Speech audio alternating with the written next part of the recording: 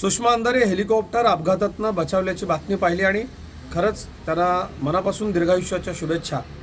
कारण त्या अशाच सुरक्षित राहिल्या पाहिजे, महाराष्ट्रामध्ये खूप फिरल्या पाहिजे। कारण त्यांना बघितलं की आई बसली करून फिदी हसणाऱ्या अक्काबाई महाराष्ट्राला आठवतात, रामरायाचा अपमान करणाऱ्या या अक्काबाई महाराष्ट्राला आठवतात, ज्यांनी हिंदुहृदय सम्राट शिवसेना प्रमुख बाळासाहेब ठाकरे यांच्यावरती अतिशय खालच्या पातळीवरची टीका केली त्या सुषमा अंधारे महाराष्ट्राला आठवतात।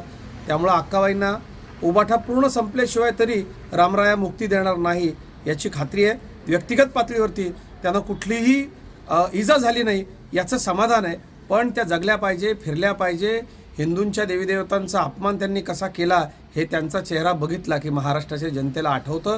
त्यामुळे निश्चित आमचं मताधिक्य वाढतं आणि विशेषतः महाराष्ट्रातल्या मराठा समाजाच्या बाबतीत सुषमा अंधारेंनी जे विष ओकलंय त्यातनं अक्काबाईची इतक्या लवकर सुटका होईल अशी वाटत नाही।